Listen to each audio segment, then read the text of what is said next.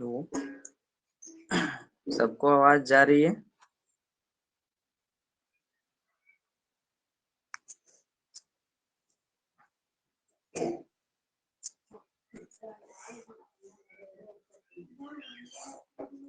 आज हम लोग पढ़ेंगे समजातीय श्रेणी, मीथेन गैस बनाना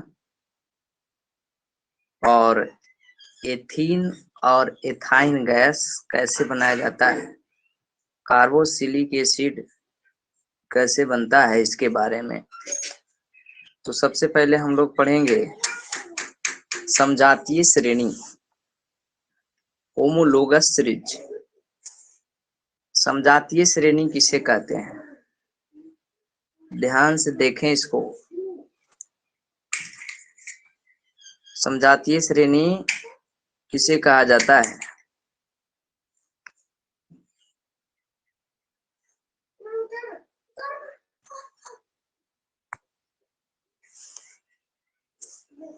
समजातीय श्रेणी किसे कहा जाता है, इसके बारे में हम लोग पढ़ेंगे।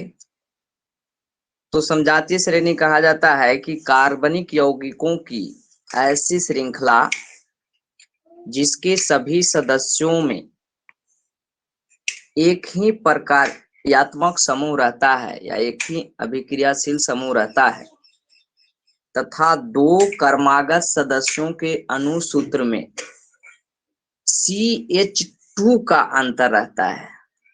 कितना का अंतर रहेगा? CH2 का अंतर रहता है।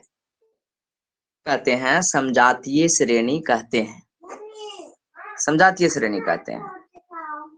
समजातीय श्रेणी क्या रहेगा कि कार्बन यौगिक का ऐसा श्रृंखला रहेगा जिसका क्या होगा कि फंक्शनल ग्रुप एक ही रहेगा, चाहे अल्कोहल हो, कीटोन हो, एल्डिहाइड हो, कार्बोक्सिलिक एसिड हो, हैलाइड हो, वो एक ही होगा, फंक्शनल ग्रुप एक ही होगा और दो कर्मागत सदस्यों के बीच CH2 का अंतर रहेगा, मतलब एक कार्बन और दो हाइड्रोजन परमाणुओं का अंतर रहेगा। तो हम ऐसे सीरीज को, ऐसे श्रेणी को क्या कहेंगे? ऐसे सीरीज को हम लोग कहेंगे समजातीय श्रेणी। समजातीय श्रेणी कहेंगे। जैसे एल्केन उदाहरण हम लोग एल्केन का जानते हैं, मीथेन CH4। अगला सदस्य होता है C2H6। अब इन दोनों को देखा जाए तो इन दोनों में कितना का अंतर? एक कार्बन परमाणु का अंतर और दो हाइड्रोजन परमाणु का अंतर है। एक कार्बन परमाणु का अंतर है और दो हाइड्रोजन परमाणुओं का अंतर है। तो हम, और इसी तरह से इसका आगे भी होगा, तो हम कहेंगे इस सीरीज को होमोलोगस सीरीज या समजातीय श्रेणी कहेंगे। क्या कहेंगे? समजातीय श्रेणी कहेंगे। समजातीय श्रेणी का और बहुत सारे उदाहरण हो सकते हैं। जैसे आपका हो सकता है समजातीय श्रेणी का उदाहरण हम लोग देखते हैं। समजातीय श्रेणी जैसे एल्केन, समजातीय श्रेणी एल्केन का क्या ऐसे इसका समान सूत्र क्या होता है? एल्केन का होता है CnH2n प्लस 2 CnH2n प्लस 2। तो इसका उदाहरण होता है CH4C2H6, जो हम लोग पहले भी पढ़ चुके, C3H8 C4H10। अब इन सीरीज को अगर हम ध्यान से देखें, इन सीरीज को अगर ध्यान से देखा जाए तो प्रत्येक कर्मागत सदस्यों के बीच का जो अंतर है वह एक कार्बन परमाणु का है। यहाँ से पहले एक कार्बन परमाणु था, अब यहाँ दो हो चुका। और हाइड्रोजन परमाणु में कितना का अंतर है? यहाँ दो का अंतर है, यहाँ एक का अंतर है। उसी तरह से आगे भी अगर हम देखें, अगर हम देखें तो क्या है कि C2H6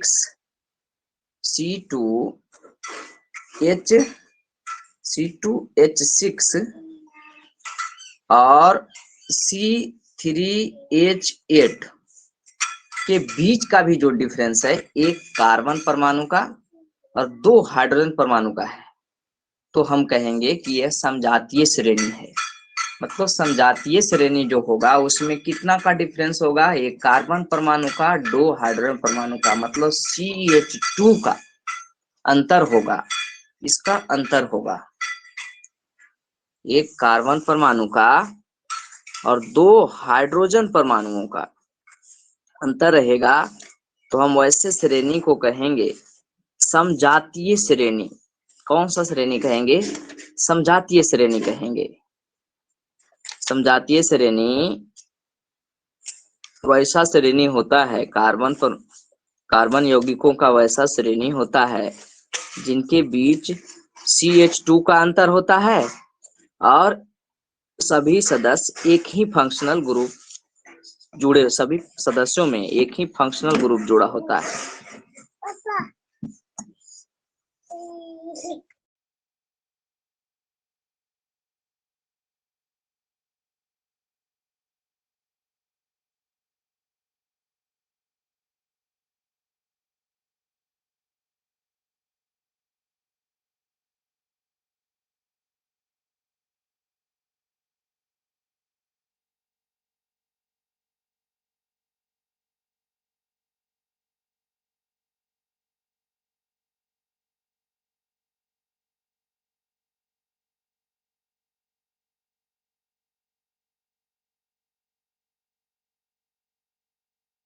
इसी तरह से समजातीय श्रेणी का और भी उदाहरण हो सकता है, जैसे एल्कोहल का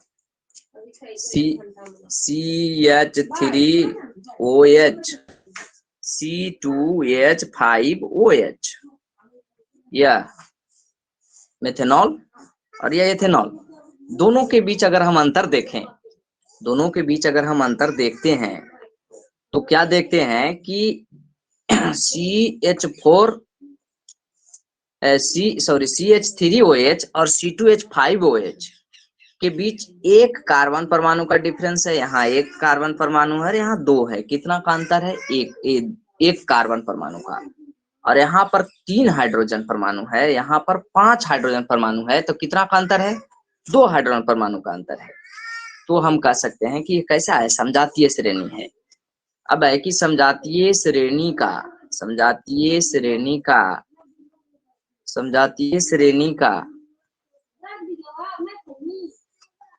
विशेषता क्या है, समजातीय श्रेणी के क्या विशेषता है, समजातीय श्रेणी की विशेषता। तो समजातीय श्रेणी का विशेषता, पहला तो सभी सदस्य का जो होता है समान सूत्र एक ही होता है। जैसे alkene CnH2n+2, alkene CnH2n, alkyne CnH2n-2। तो एक तो है कि समान सूत्र एक ही होता है, दूसरा बात है, पहला बात कि समान सूत्र एक ही होता है। उसी तरह से एल्कोहल का भी देखा जाए तो एल्कोहल का क्या होता है, CnH2n+1 CnH2OH CnH2n+1 OH, जैसे CH3OH C2H5OH। तो इनका क्या है कि समान सूत्र एक ही होना है, एक ही समान सूत्र होगा। दूसरी इसकी विशेषता है कि सभी समजातीय श्रेणी के जो सदस्य होंगे उसमें एक ही प्रक्रियात्मक समूह होगा, एक ही फंक्शनल ग्रुप होंगे। सभी एल्कोहलिक ग्रुप में एल्कोहल पर एक प्रक्रियात्मक समूह के जितने सदस्य, एथेनॉल, मेथेनॉल, प्रोपेनॉल, ब्यूटेनॉल, तो इन एल्कोहल प्रक्रियात्मक समूह है। उसी तरह से एल्डिहाइड में केटोन, कार्बोक्सिलिक एसिड में COOH, प्रक्रियात्मक समूह होगा, तो सभी में क्या होगा कि दूसरी विशेषता इसका क्या हो जाएगा कि एक प्रक्रियात्मक समूह, एक ही प्रक्रियात्मक समूह उपस्थित होगा। तीसरा गुण होगा कि समजातीय श्रेणी की सभी सदस्य एक ही रासायनिक गुण दर्शाते हैं।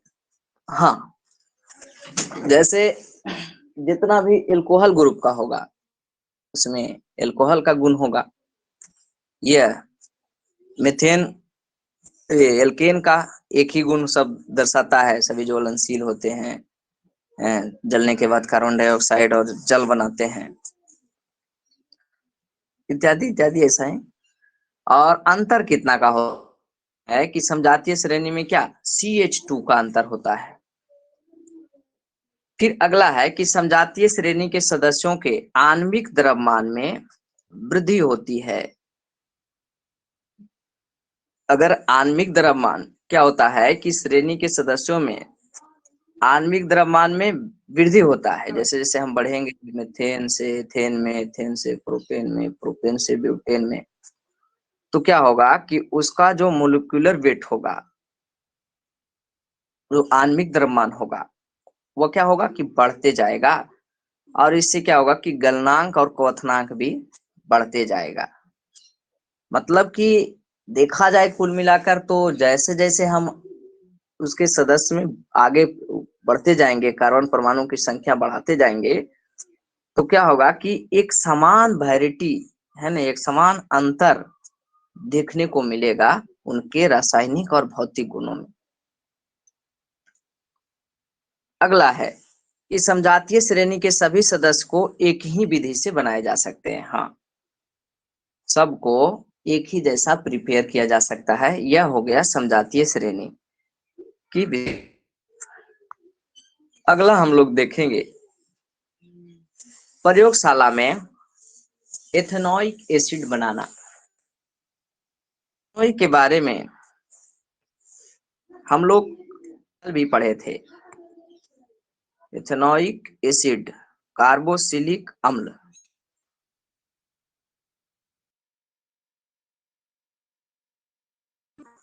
कार्बोक्सिलिक एसिड जो होता है उसका समान सूत्र होता है CnH2n+1 और प्रक्रियात्मक समूह जुड़ा रहेगा COOH। यह कल हमने बताया, कल हम लोगों ने पढ़ा था कि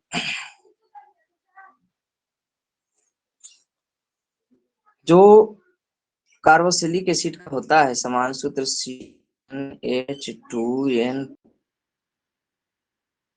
COOH, समान सूत्र का यह समान सूत्र होता है कार्बोक्सिलिक एसिड का, समान सूत्र होता है। इसका पहला सदस्य, और जहां एन बराबर क्या होता है, एन बराबर 0 1 2 3 4 5 6 7 आगे भी, तो है HCO,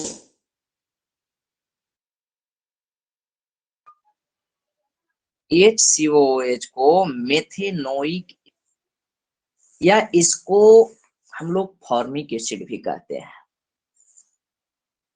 तो ये पढ़ा। अब हम लोग आज देख लेते हैं एक अम्ल को प्रयोगशाला में बनाया कैसे जाता है।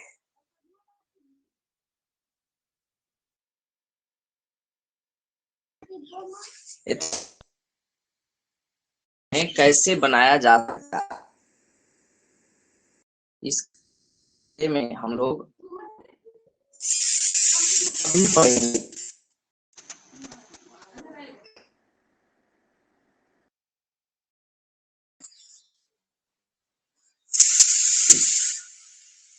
प्रयोगशाला में एथेनोइक अम्ल कैसे, तो प्रयोगशाला में एथेनॉल को, एथेनॉल को, एथेनॉल मतलब C2H5OH, इसको एथाइल अल्कोहल भी कहते हैं। एथेनॉल को क्या किया जाता है कि पोटेशियम परमैंगनेट KMnO4 या पोटेशियम डाइक्रोमेट K2Cr2O7 के विलयन के साथ गर्म करने पर क्या होता है, एथेनोइक अम्ल बनता है। ऐसा होता क्या है, ऐसा होता है एथेनॉल के उपचयन से। उपचयन कहने का मतलब हुआ ऑक्सीकरण, ऑक्सीजन की संख्या में वृद्धि और हाइड्रोजन की संख्या में ह्रास को हम लोग कहते हैं उपचयन। तो यह जो एथेनॉल बनने की सॉरी कार्बोहाइड्रेट बनने की प्रक्रिया है, यह एक उपचयन अभिक्रिया है। एक बार प्रश्न पूछा हुआ है या एनसीईआरटी का प्रश्न होगा कि कार्बोक्सिलिक एसिड बनने की प्रक्रिया उपचयन है, कैसे? तो हम लोग क्या करेंगे कि यह उदाहरण दे देंगे और उदाहरण में हम लोग स्पष्ट करेंगे। से C2H5OH एल्कोहल है और CH3COOH, यह हो गया आपका एसिटिक एसिड, जिसको हम लोग कह सकते हैं एथेनोइक अम्ल। अब है कि एथेनोइक अम्ल में पहले एल्कोहल में एक और एक 6 हाइड्रोजन परमाणु थे, लेकिन एथेनोइक एसिड में अब कितने हैं? 3 और 1 4। तो 2 हाइड्रोजन परमाणु का ह्रास हुआ है। और पहले से एल्कोहल में 1 ऑक्सीजन परमाणु था, 1 O था, अब कितने हो गए? 2 हो गए। तो ऑक्सीजन की संख्या में वृद्धि हुआ है। तो हम रिएक्शन देके स्पष्ट कर सकते हैं कि इस अभिक्रिया में, या हम कह सकते हैं कि एथेनोइक अम्ल बनने की प्रक्रिया में ऑक्सीजन की संख्या में वृद्धि हुई है तथा हाइड्रोजन की संख्या में ह्रास हुआ है। तो यह अभिक्रिया कैसा अभिक्रिया है? उपचय अभिक्रिया है। तो कैसे प्रयोगशाला में एथेनोइक एसिड बनाया जाता है? तो प्रयोगशाला में एथेनोइक एसिड है ना, एथेनॉल के उपचयन द्वारा बनाया जाता है। इसका भौतिक गुण, किसका भौतिक गुण? कार्बोक्सिलिक एसिड, या हम कह सकते हैं कि एथेनोइक, अभी यहाँ पर क्या बना है? ये बना है एथेनोइक अम्ल, या कह सकते हैं एसिटिक अम्ल। तो एसिटिक अम्ल का भौतिक गुण कैसा होता है वो हम लोग देखते हैं। तो पहला तो यह रंगहीन एवं तीखी गंध वाला द्रव है। कार्बोक्सिलिक एसिड तीखे गंध वाला होता है, एल्कोहल मीठे गंध वाला होता है। तो यहाँ पर हम क्या पहला गुण लिखेंगे कि यह कैसा गंध वाला है? तीखा गंध वाला है, एकदम खराब गंध देगा वो, तो काफी तीक्ष्ण गंध होगा। दूसरा, यह जल एवं कार्बनिक विलायकों में विलेय है। जल में या कार्बनिक विलायक जैसे बेंजीन इत्यादि में क्या है? विलेय है। अगला है, अगला गुण, अगला कहता है कि जल में इसको विलय करने पर ऊष्मा की उत्पत्ति और विलयन का आयतन घट जाता है। अगर हम इसको जल में घुल तो हीट उत्पन्न होगा, है ना, और क्या होगा कि आयतन घट जाएगा। अगला गुण है कि इसका क्वथनांक जो होता है, इसका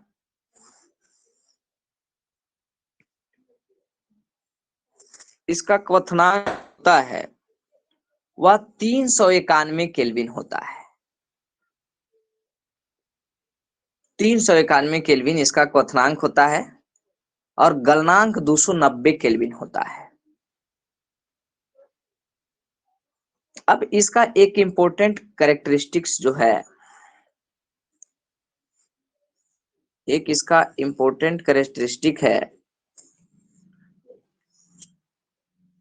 वह है स्टेरीकरण।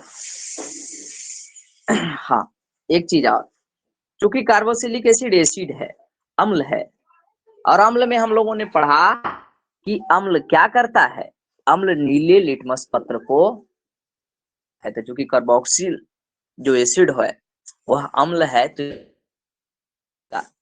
तो इसका भी जलीय विलयन होगा, वह क्या करेगा कि नीले लिटमस पत्र को लाल कर देगा, जैसा कि अन्य अम्ल भी करते हैं। दूसरा गुण पढ़े, इसका रासायनिक गुण है एस्टरीकरण अभिक्रिया। क्या है एस्टेरीकरण, किसको कहते हैं? कभी कभी यह पूछता है 2 नंबर प्रश्न में कि एस्टेरीकरण से आप क्या समझते हो।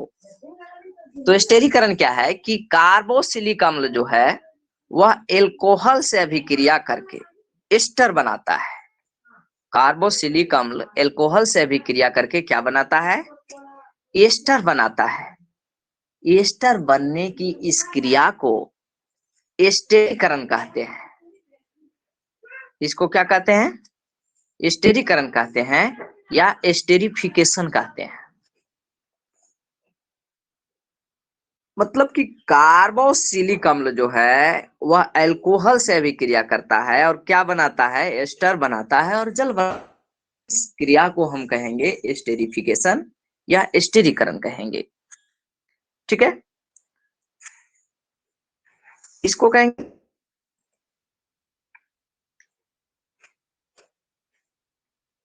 अब है कि एस्टर का उपयोग क्या होता है। जो होता है, जैसे इसका एक उदाहरण नीचे दिया हुआ है, ये उदाहरण है, यहाँ आप उदाहरण देखें, है न। एथेनॉल से एथेनोइक एसिड अभिक्रिया करके किसके उपस्थिति में अभिक्रिया कर रहा है? सांद्र H2SO4। सांद्र H2SO4 के उपस्थिति में जब एथेनॉल और एथेनोइक एसिड अभिक्रिया करता है तो एथिल एथेनॉल एक एस्टर है, बनता है और जल बनता है। एस्टर का उपयोग, एस्टर चूंकि खुशबूदार होता है, फलों में फूलों में सुगंध का कारण एस्टर होते हैं। बहुत थोड़ा मात्रा में फलों एवं फूलों में एस्टर मौजूद होता है, जिसके कारण उससे मीठी सुगंध आती है। इसलिए एस्टर का उपयोग सुगंधित पदार्थों के निर्माण में किया जाता है। स्प्रे वगैरह के निर्माण में एस्टर का उपयोग होता है। अब एक साबुनीकरण, साबुनीकरण किसको कहते हैं?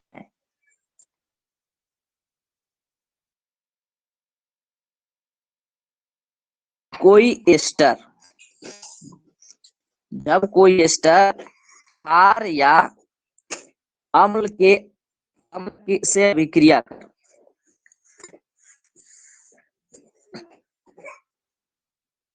जब कोई एस्टर क्षार या अम्ल से अभिक्रिया करके एथेनॉल बनाता है तो हम इसको कहते हैं साबुनीकरण। साबुनीकरण कहते हैं।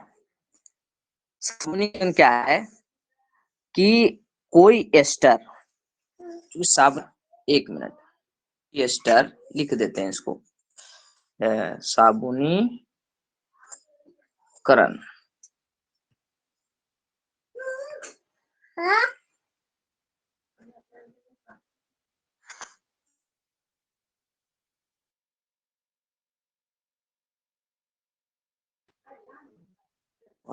एक मिनट, व्हाइट बोर्ड ऑन करने दीजिए, तो ओपन व्हाइट बोर्ड, ठीक है। साब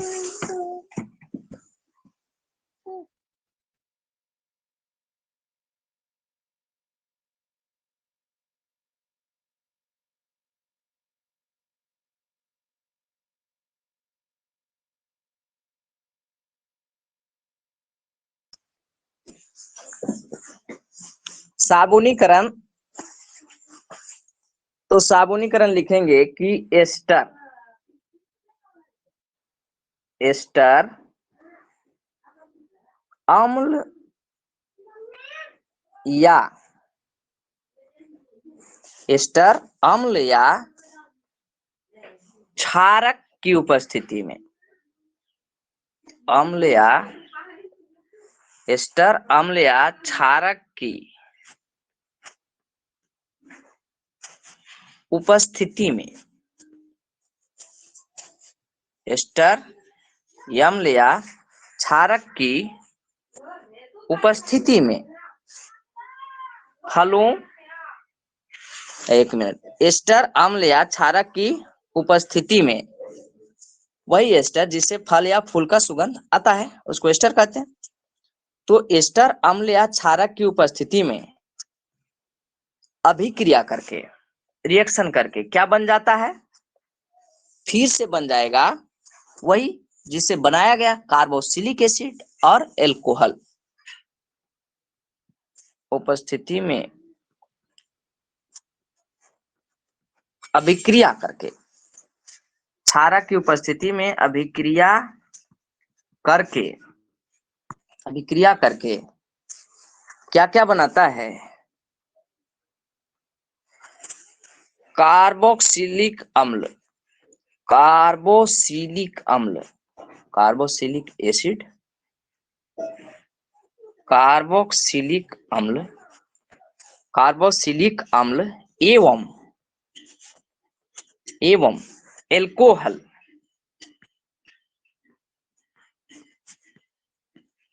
एल्कोहल बनाता है, एल्कोहल बनाता है, एल्कोहल बनाता है। इस प्रक्रिया को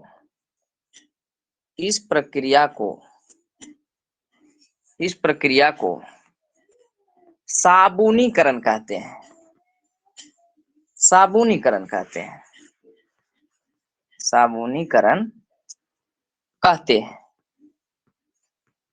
इस प्रक्रिया को साबुनीकरण कहते हैं। उदाहरण इसका हो जाएगा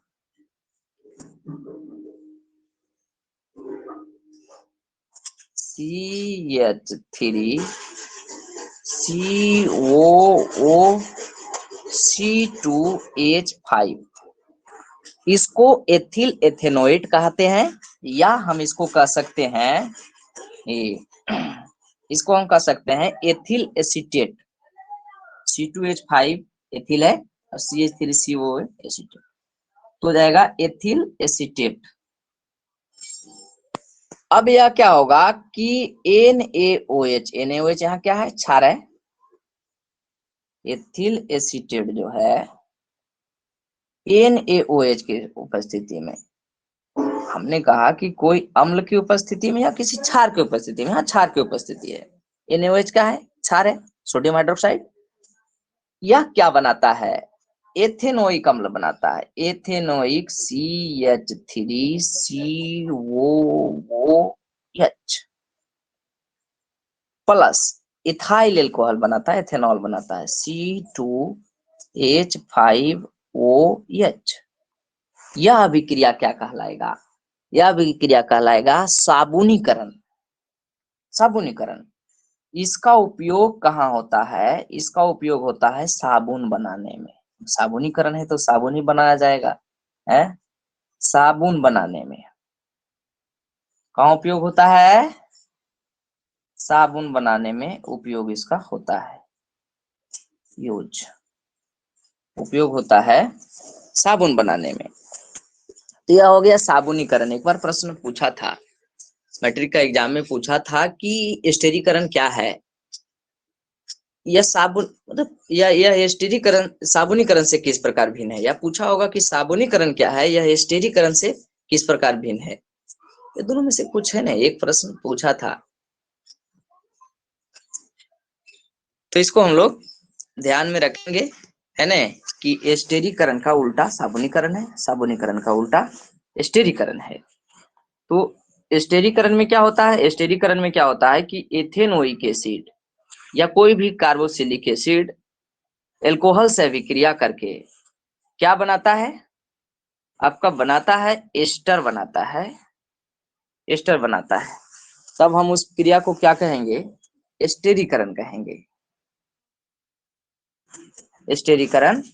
और जब कोई एस्टर जब कोई एस्टर अम्ल या क्षार की उपस्थिति में फिर से एल्कोहल और कार्बोक्सिलिक एसिड में बदल जाता है तो हम इस प्रक्रिया को कहते हैं साबुनीकरण।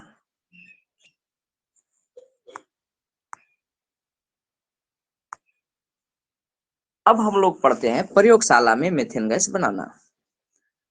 कल हमने कहा था प्रयोगशाला में, कल हमने पढ़ा था कि मीथेन गैस जो होता है वह अभिक्रिया कैसे करता है क्लोरीन से,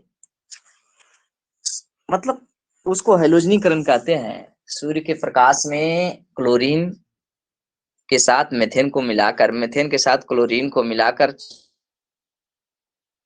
धीरे धीरे करके मीथेन से एक एक कार्बन परमाणु, एक एक हाइड्रोजन परमाणु हटते जाते हैं और क्लोरीन परमाणु जुड़ते जाते हैं। ये हमने कल पढ़ा था। इसके बारे में फिर हम लोग पढ़ लेते हैं। अभी हम लोग पढ़ रहे हैं मीथेन गैस बनाना।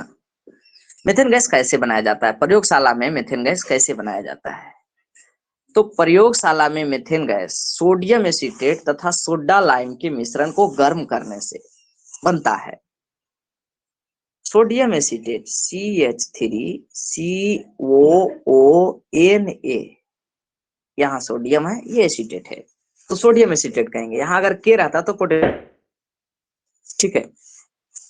इससे पहले यहाँ पर इथाइल था तो इथाइल एसीटेट उसको कह रहे थे। तो यह हो गया क्या, CHONA को कहेंगे सोडियम एसीटेट।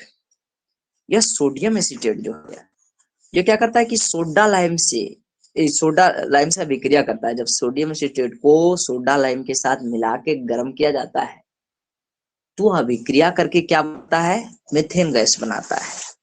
अब इस मीथेन गैस को क्या करते हैं हम कि चित्रा जैसे चित्र में बना हुआ है उपकरण सजा लेते हैं और जल विस्थापन द्वारा मीथेन गैस जो है जमा होता है। तो प्रयोगशाला में मीथेन गैस कैसे बनाया जाता है, तो हम देखेंगे कि प्रयोगशाला में सोडियम एसीटेट को सोडा लाइम के साथ गर्म करने पर क्या होता है, मीथेन गैस बनता है ने। फिर उसके बाद अगर 5 नंबर में पूछ दिया तो सब सिद्धांत लिखेंगे, है ने। मीथेन गैस बनाने के सिद्धांत में लिखेंगे कि सोडियम एसीटेट को सोडा लाइम के साथ गर्म करने पर मीथेन गैस बनता है और यह रिएक्शन है ना CH3COONA प्लस NaOH बराबर CH4 प्लस Na2CO3, यह अभिक्रिया लिख देंगे। यह किस में, सिद्धांत में। उसके बाद विधि लिखेंगे। तो विधि में क्या करेंगे कि हम लोग फिगर बना लेंगे। फिगर में यह क्या है, एक प्रखनली है, यह स्टैंड है, यह बर्नर है, यह एक नाद है और इसके अंदर जो यह छोटा सा रखा हुआ है यह सेतु है। इसमें है ना, कहीं कहीं आपको ऐसे घर इसका मुंह बना हुआ भी रहेगा छोटा सा, है ना। और यह निकास नली है, जो पतली सी नली दिख रही है निकास नली है, ये निकास नली है, यहाँ लिखा हुआ भी है निकास नली। और यह जो है वो गैस घट है, उसको गैस जार भी कहते हैं या गैस घट कहते हैं। तो जब क्या किया जाता है कि लाइम और सोडियम एसीटेट को एक अनुपात सोडियम एसीटेट और सोडा लाइम को 1:4 के अनुपात में भाग सोडियम एसीटेट लेते हैं, 4 भाग सोडा लाइम लेते हैं। परख नली में लेके जैसे चित्र बना हुआ है वैसे उपकरण सजा के और क्या किया जाता है कि बर्नर के सहायता से मिश्रण को गर्म किया जाता है। किसके मिश्रण को गर्म किया जाता है, सोडियम एसीटेट तथा सोडा लाइम के मिश्रण को गर्म किया जाता है। ऐसा होने से क्या होता है कि परख नली में गैस बनने लगता है। कौन सा गैस, मीथेन गैस। और वह मीथेन गैस निकास नली से होते हुए कहाँ पहुंच, यह जल में पहुंचता है और बूंद बूंद करके यह बुलबुला के रूप में, है ना, बुलबुला के रूप में ऊपर उठता है, बुलबुला के रूप में ऊपर उठता है और गैस घट में जमा होता है। तो यह हो गया मीथेन गैस बनाने के विधि, है ना। अब मीथेन गैस का उपयोग क्या है, कहाँ कहाँ उपयोग में आता है मीथेन गैस, अगर बना के हम लोग क्या करते हैं। तो मीथेन गैस का उपयोग के बारे में हम लोग अभी देखते हैं। मीथेन गैस का उपयोग, क्या उपयोग है मीथेन गैस का, यह हम लोग देखते हैं अब। मीथेन गैस का सोडा लाइम क्या है? क्या, सोडा लाइम क्या है sir? Soda lime sodium hydroxide के मिश्रण को सोडा लाइम कहा जाता है, ठीक है। अब हम लोग इसका उपयोग पढ़ते हैं। मीथेन का उपयोग, मीथेन क्या है? मीथेन एक ज्वलनशील गैस है और वह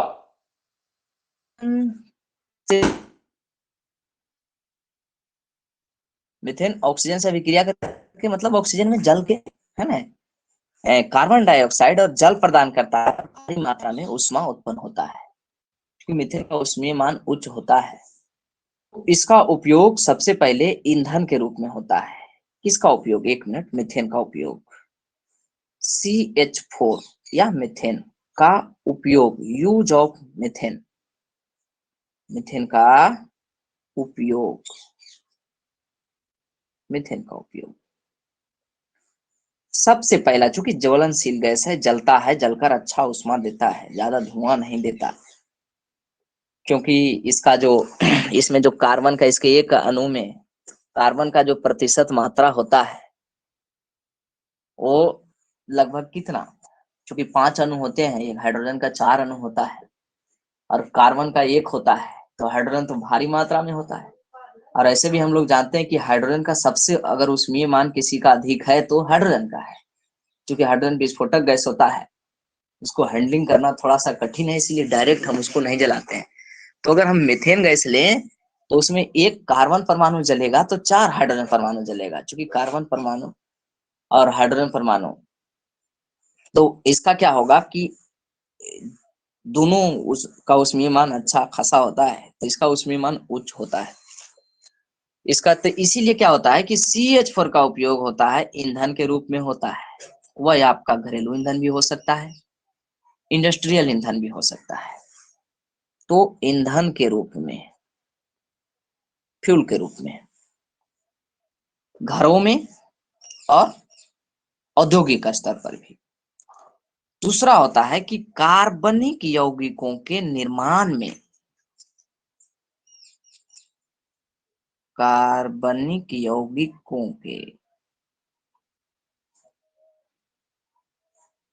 कार्बनिक यौगिकों के निर्माण में भी मीथेन गैस का उपयोग होता है। और मीथेन गैस का उपयोग होता है लिक्विफाइड नेचुरल गैस बनाने में, LNG,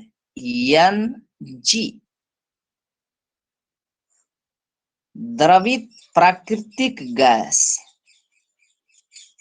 द्रवित प्राकृतिक गैस, इसको कहते हैं लिक्विफाइड नेचुरल गैस बनाने में। इसका प्रमुख अवयव कौन होता है, मीथेन होता है। यह सब मीथेन के उपयोग हैं।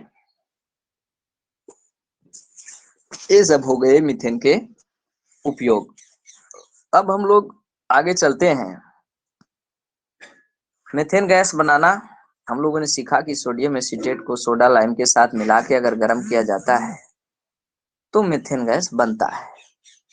आगे हम लोग देखेंगे, आगे हम लोग देखेंगे एथीन गैस बनना। प्रयोगशाला में एथीन गैस कैसे बनता है। प्रयोगशाला में एथीन गैस, एथीन को एथिलीन भी कहते हैं। एथीन गैस को क्या कहा जाता है, एथिलीन गैस भी कहा जाता है। तो प्रयोगशाला में, प्रयोगशाला में सांद्र H2SO4 के आधिक्य में, मतलब सांद्र H2SO4 काफी मात्रा में उपस्थित हो और उसमें एथेनॉल को अगर हम मिलाएं धीरे धीरे और गर्म करें तो क्या होगा कि वह एथिलीन में, या कह सकते हैं एथीन में बदल जाएगा।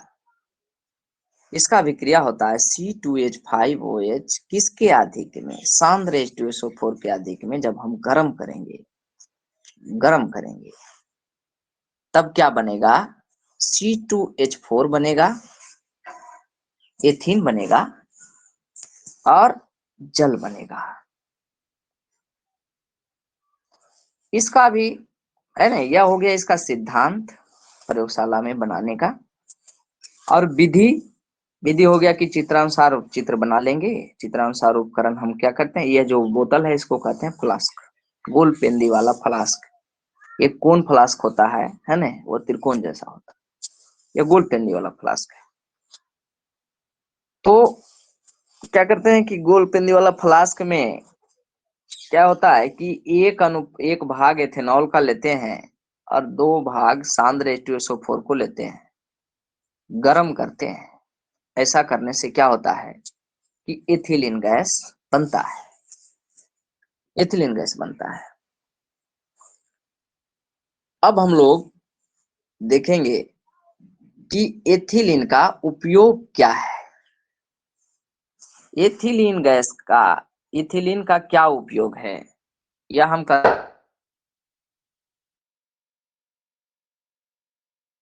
उपयोग या एथिलीन का उपयोग। एथिलीन एक ही चीज। डेली यूज में पॉलीथीन का उपयोग करते हैं। तो पॉलीथीन जो है वह एथिलीन के बहुलीकरण से ही बनाया जाता है। पॉलीथीन जो है वो किसके बहुलीकरण से बनाया जाता है, एथिलीन के बहुलीकरण से बनाया जाता है। तो सबसे पहला उपयोग हम लोग लिखेंगे पॉलीथीन बनाने में, इसका उपयोग C2H4 का उपयोग, C2H4 का उपयोग पहला पॉलीथीन बनाने में, पहला उपयोग हम लोग लिखेंगे किस चीज बनाने में, पॉलीथीन निर्माण में। पॉलीथीन उद्योग में भी लिख सकते हैं आप, पॉलीथीन बनाने में। ठीक है, पूछे कि पॉलीथीन किसका बहुलक है, हम कहेंगे कि एथिलीन का बहुलक है। एथिलीन का बहुलक मतलब किसी अणु को, छोटे अणुओं को जोड़कर बड़ा बना देना बहुलक की बहुलीकरण कहलाता है। तो पॉलीथीन को जो इसको जोड़ के क्या बनाया जाता है, यह पॉलीथीन बनाया जाता है, पहला उपयोग। दूसरा उपयोग है कि एथिलीन जो होता है वह एक पादप हार्मोन है। एथिलीन जो है वह एक क्या है, पादप हार्मोन है। पादप हार्मोन है, पादप हार्मोन है। पादप हार्मोन है। यह करता क्या है, यह प्राकृतिक रूप से फलों को पकाता है। तो प्राकृतिक रूप से फल जो पकते हैं वो किसके उपस्थिति के कारण होते हैं, एथिलीन नामक हार्मोन की उपस्थिति के कारण होता है। तो प्राकृतिक रूप से फलों को पकाने में कौन सहायक होता है, होता है। ठीक है, अब एक और उपयोग इसका, ये कि हमने पढ़ा था कि जो एल्कोहल जो है प्रयोगशाला में वो क्या होता है, एथिलीन के जल योजन से प्रयोगशाला में इथाइल अल्कोहल बनाया जाता है। तो हम लोग लिखेंगे कि इसके जल योजन से, किस योजन से, एथीन के जल योजन से, यह एथिलीन इसके जल योजन से, इसका विक्रिया करा के जल योजन से क्या बनाया जाता है, इथाइल अल्कोहल बनाया जाता है, या कह सकते हैं कि एथिल अल्कोहल बनाया जाता है। एथिल अल्कोहल बनाया जाता है। यह हो गया किसका उपयोग, एथिलीन का उपयोग, एथिलीन का उपयोग।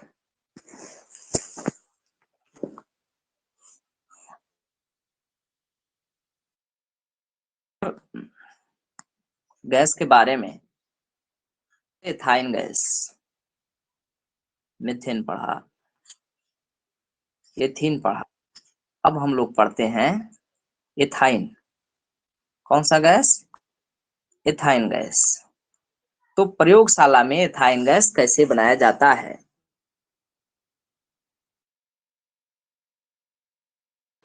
प्रयोगशाला में एथाइन गैस बनाना, तो कि प्रयोगशाला में कैल्शियम कार्बाइड पर जल की अभिक्रिया से एथाइन गैस बनाई जाती है। क्या किया जाता है कि कैल्शियम कार्बाइड को किसके, calcium carbide CaC2, ethyne gas बनता है। एथाइन गैस को हम लोग एसिटिलीन गैस भी कहते हैं। अब है कि देखो एसिटिलीन गैस जो है या कार्बाइड, जो कैल्शियम कार्बाइड है जो है, कार्ब हम लोग भी करते हैं। तो आम के दिन में क्या किया जाता है कि आम को पका दिया जाता है, हालांकि इसको पकाना हानिकारक है ना, कार्बाइड की मात्रा उसमें रह जाता है, स्वास्थ्य के लिए है ना धीमा जहर के रूप में काम करता है, लेकिन हम लोग उपयोग करते हैं।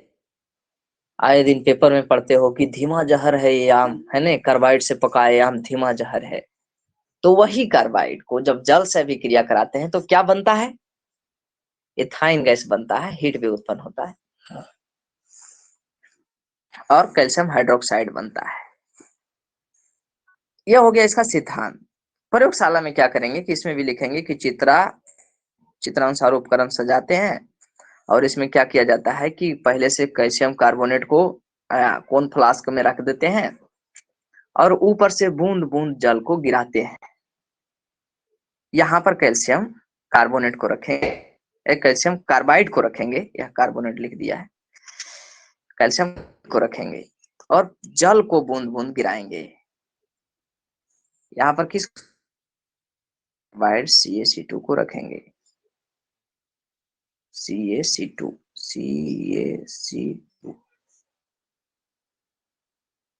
और ऊपर से जल को बूंद बूंद गिराएंगे। तो क्या होगा कि कौन सा गैस बनेगा? एथाइन गैस बनेगा। गैस इसको कहते हैं, एथाइन को ही एसिटिलीन कहा जाता है।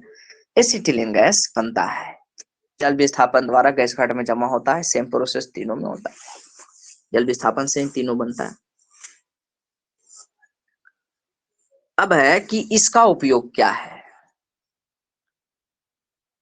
एथाइन गैस का क्या उपयोग? तो सबसे पहले तो होता है कि ऑक्सी एथाइन जो होता है, एथाइन और ऑक्सीजन के मिश्रण का ऊष्मीय मान काफी उच्च होता है, लगभग 3000 डिग्री सेंटीग्रेड ताप जो होता है देता है। कौन? ऑक्सीजन और किसका? एसिटिलीन गैस का मिश्रण।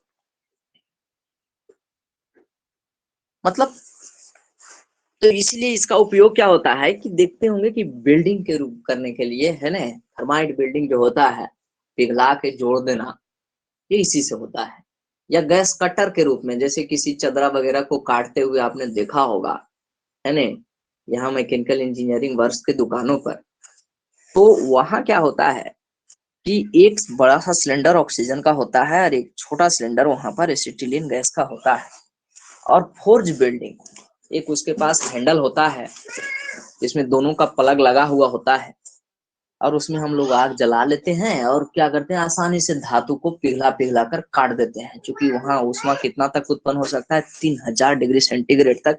लोहा पर भी डालो, फटाक से पिघल जाता है। तो सबसे पहला इसका उपयोग है, किसका उपयोग? C2H2 का उपयोग। इससे पहले हम लोगों ने पढ़ा था C2H4 का उपयोग। पढ़ेंगे क्या? C2H2 का उपयोग, C2H2 उपयोग, C2H2 का उपयोग, यूज ऑफ C2H2।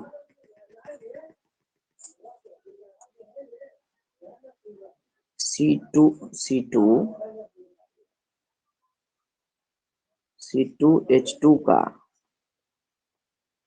उपयोग, C2H2 का उपयोग, तो C2H2 का उपयोग, सबसे प्रथम उपयोग हम लोग क्या लिखेंगे कि बिल्डिंग करने में या धातुओं के चादर को काटने में, धातुओं के चादर को काटने में, बिल्डिंग करने में, थर्माइट बिल्डिंग होता है, बिल्डिंग करने में, चाहे धातु गैस कटर सुना भी होगा, है ना, धातु को काटने में,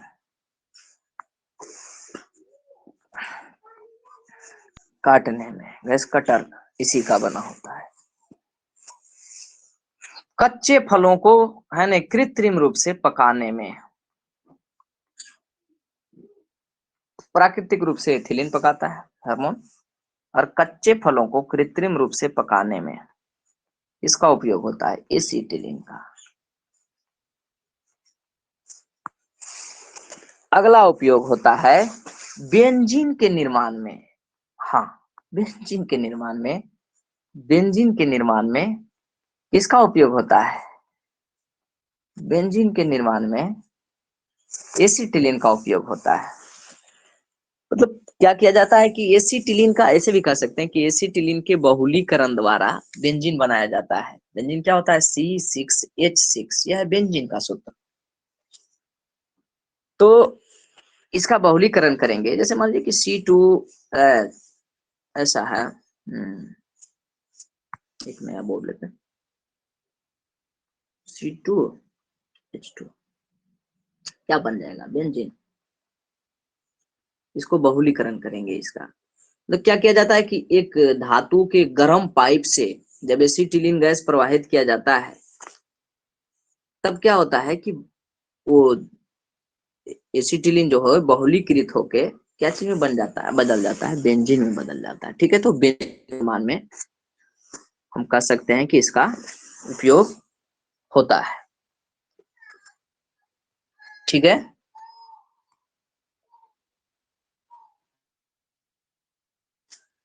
बेंजीन के उपयोग में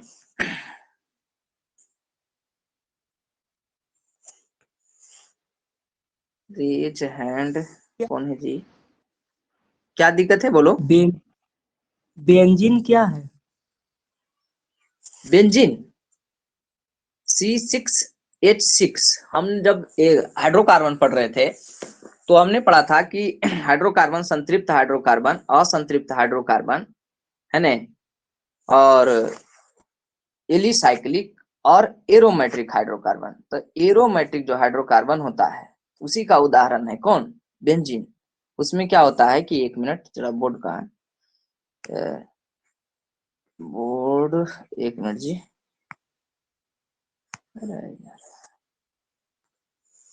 उसमें क्या होता है कि कार्बन का 6 परमाणु होता है, हेक्सागोनल होता है, सिंगल बॉन्ड और डबल बॉन्ड, हाँ, सिंगल बॉन्ड और डबल बॉन्ड रहता है क्रमिक। एक मिनट, वो कहाँ बोर्ड चला गया भाई? अच्छा अच्छा, ठीक ठीक।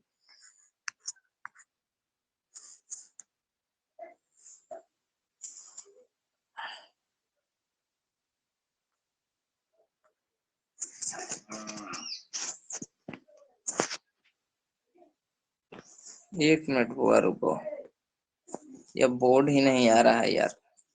ये तो बेंजीन का संरचना सूत्र बताना चाह रहे थे हम, अभी तो बोर्ड ही नहीं आ रहा है। एक मिनट एक मिनट, क्या हुआ भाई बोर्ड को?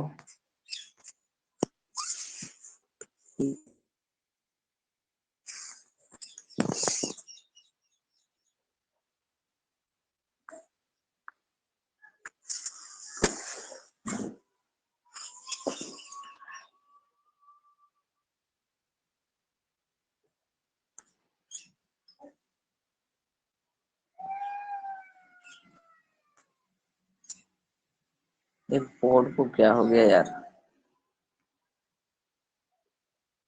हाँ हाँ देखो आया। चलो ठीक है, जैसे बेंजीन C6H6, C6H6, इसमें क्या होता है कि 1 2 3 4 5 6 कार्बन परमाणु होते हैं, और उनके बीच बीच क्या होता है कि क्रमिक रूप से single double single double single double bond होता है, और प्रत्येक कार्बन परमाणु से एक एक हाइड्रोजन परमाणु जुड़े रहते हैं।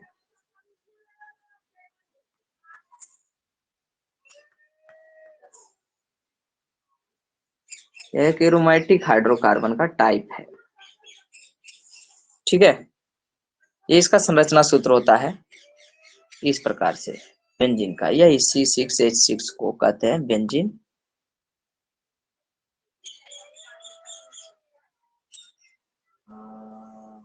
ठीक है,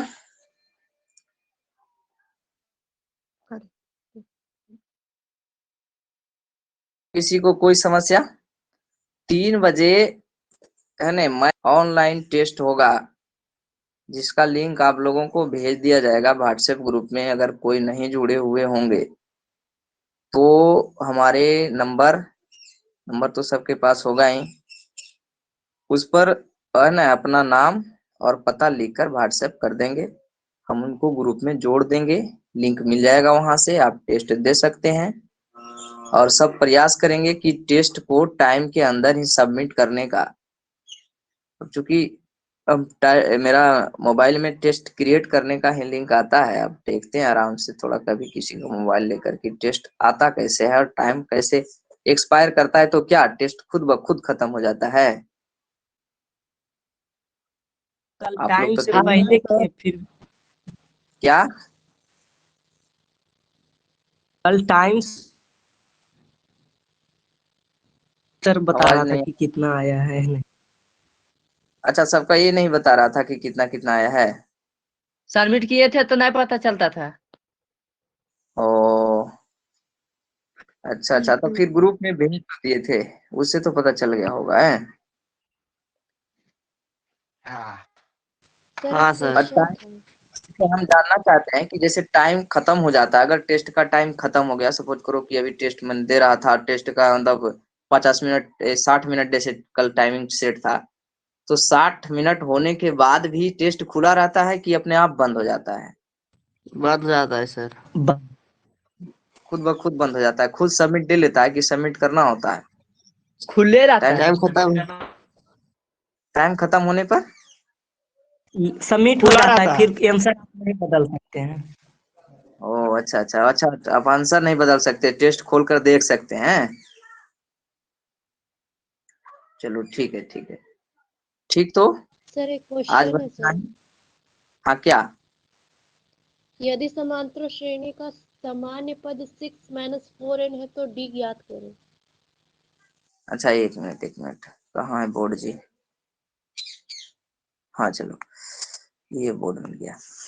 जैसे समांतर श्रेणी का सामान्य पद है 6 - 4n, यही है।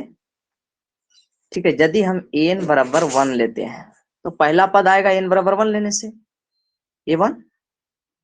यह आपको एक मिनट, समांतर श्रेणी का समान पद मतलब an बराबर आपको दिया हुआ है 6 - 4n।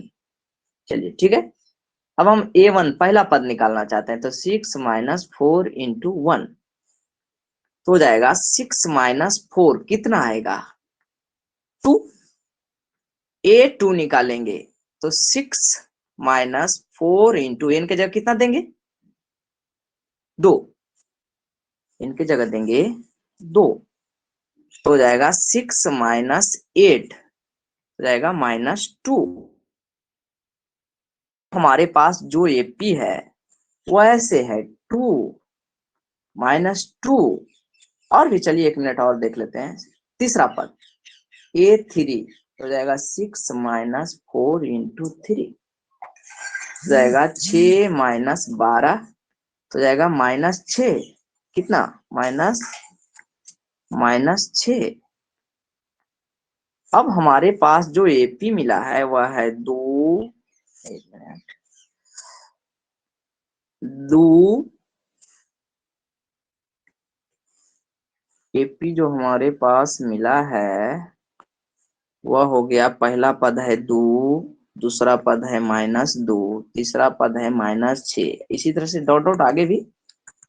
अब पूछे कि इसका सर्वांतर कितना होगा, कितना होगा बताओ आप ही लोग कि कितना होगा।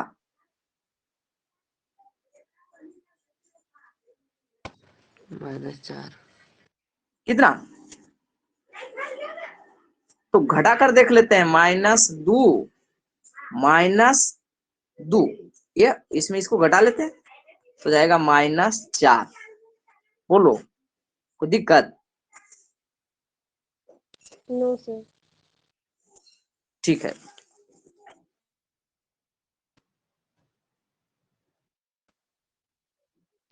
सर आर्ट्स क्लास कब से स्टार्ट होगा सर? आर्ट्स क्लास अफसर से बात कर लेते हैं। अब एक चीज और, कुछ बच्चे बोल रहे थे कि मिंट सर खुल ही नहीं रहा है मेरा, या डाउनलोड नहीं हो रहा है या और कुछ, तो उसके लिए भी है ना, नहीं होगा तो वीडियो को यूट्यूब पर अपलोड कर देंगे और यूट्यूब लिंक से आप है ना वहां से वीडियो देख सकते हैं। दिक्कत यही होगी कि वहां आप जो यहाँ पर जो स्टडी मटेरियल होगा या कोई पीडीएफ वगैरह पहले से सेव होगा वो आप है ना वहां भी डिस्क्रिप्शन में डालने पर देख सकते हैं। प्रयास करेंगे कि डाल दिया जाए, ठीक है। बाकी और अगले दिन, ठीक है, अगले दिन हम लोग पढ़ेंगे कि साबुन क्या है, साबुन और अपमार्जक में क्या अंतर होते हैं, साबुन किस तरह से सफाई करता है, उसके बाद हाइड्रोकार्बन्स के या कार्बनिक यौगिक का दहन, ऑक्सीकरण, यह 4 चीज पढ़ेंगे। ठीक है, आज भर इतना ही, धन्यवाद।